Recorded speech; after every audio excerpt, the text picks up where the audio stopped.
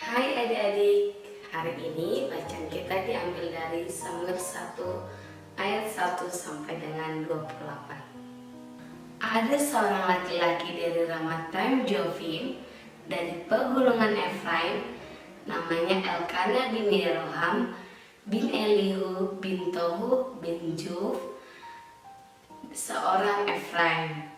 Orang ini mempunyai dua istri, yang seorang bernama Hana dan yang lain bernama Penina. Penina mempunyai anak, tetapi Hana tidak. Orang itu dari tahun ke tahun pergi meninggalkan kotanya untuk sujud menyembah dan mempersembahkan korban kepada Tuhan semesta alam di Silo. Di sana yang menjadi imam Tuhan ialah kedua anak Eli, Hofni dan Pinehas. Pada hari Elkana mempersembahkan korban, diberikannya kepada Penina, istrinya, dan kepada semua anak-anak laki-lakinya dan perempuan, masing-masing sebagian. Meskipun ia mengasihi Hana, ia memberikan kepada Hana hanya satu bagian, sebab Tuhan telah menutup kandungannya. Tetapi madunya selalu menyakiti hatinya supaya ia gusar, karena Tuhan telah menutup kandungannya. Demikianlah terjadi dari tahun ke tahun. Setiap kali Hana pergi ke rumah Tuhan, Penina menyakiti hati Hana, sehingga ia menangis dan tidak mau makan. Lalu Elkana suaminya berkata kepadanya, "Hana, mengapa engkau menangis dan mengapa engkau tidak mau makan? Mengapa hatimu sedih?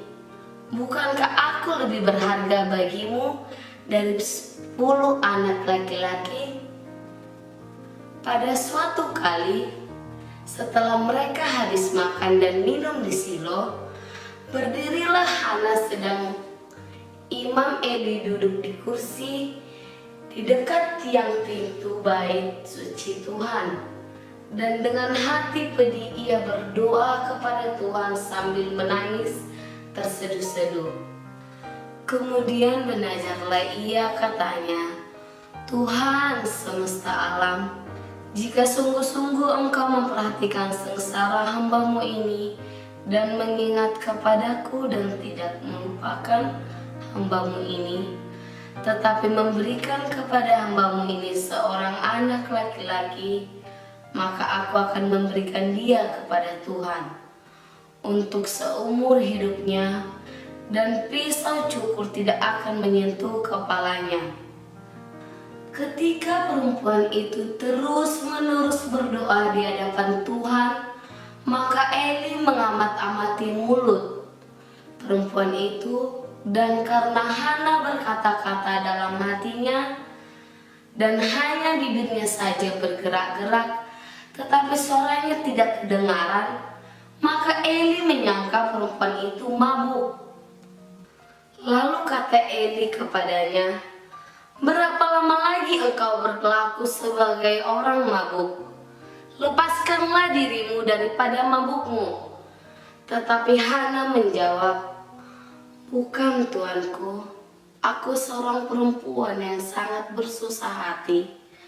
Anggur ataupun minuman yang memabukkan tidak kuminum, melainkan aku mencurahkan isi hatiku di hadapan Tuhan.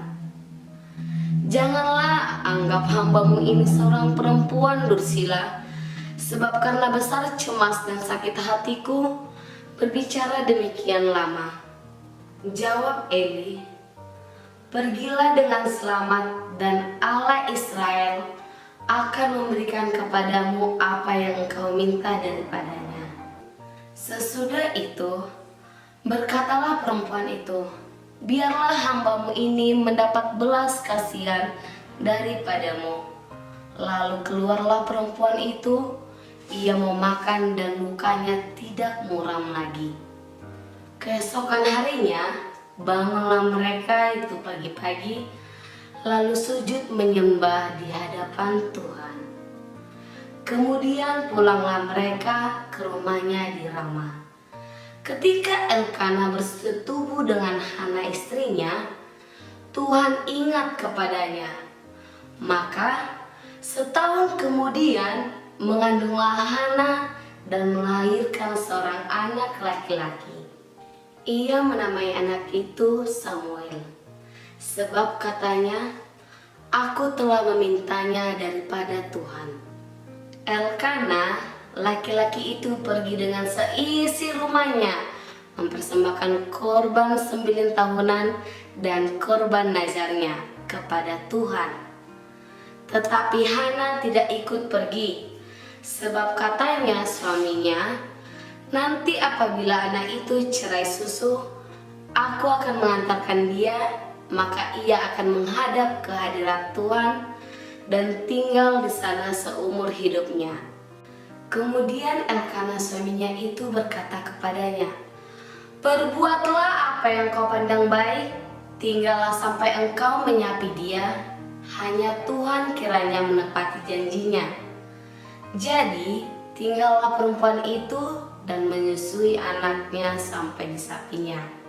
Setelah perempuan itu menyapi anaknya, dibawanyalah dia dengan seekor lembu jantan yang berumur 3 tahun, 1 eva tepung dan sebuyung anggur, lalu diantarkannyalah ke dalam rumah Tuhan di Silo. Waktu itu masih kecil betul kanak-kanak itu. Setelah mereka menyembelih lembu, mereka mengantarkan kanak-kanak itu kepada Eli. Lalu kata perempuan itu, "Mohon bicara tuanku, demi tuanku hidup, akulah perempuan yang dahulu berdiri di sini dekat tuanku untuk berdoa kepada Tuhan. Untuk mendapatkan anak inilah aku berdoa kepada Tuhan, dan Tuhan telah memberikannya kepadaku. Apa yang ku minta daripadanya, maka aku pun menyerahkannya kepada Tuhan. Seumur hidup terserahlah ia kiranya kepada Tuhan." Lalu sujudlah mereka dan sana menyembah kepada Tuhan. Pesan singkat yang dapat kita ambil dari bacaan ini, belajar dari kepribadian Hana, yaitu dia sosok orang yang mempunyai ketabahan, kerendahan hati, kesetiaan. Hana tetap tabah walaupun banyak penderitaan yang dialaminya. Dia selalu menahan diri dan penuh kesabaran agar tidak terjadi perkelahian terhadap yang lain. Hana juga sangat rendah hati. Walaupun banyak penderitaan, ia tetap berserah diri kepada Tuhan. Sebagai pribadi yang setia, dia senantiasa taat mengabdikan dirinya kepada Tuhan. Maka adik-adik, mari kita senantiasa sabar, rendah hati, tabah, dan setia di hadapan Tuhan. Akhir kata, saya Mutiara Siombing dari Paroki Palipi mengucapkan banyak terima kasih. Semoga Tuhan memberkati kita. Sampai jumpa di lain kesempatan.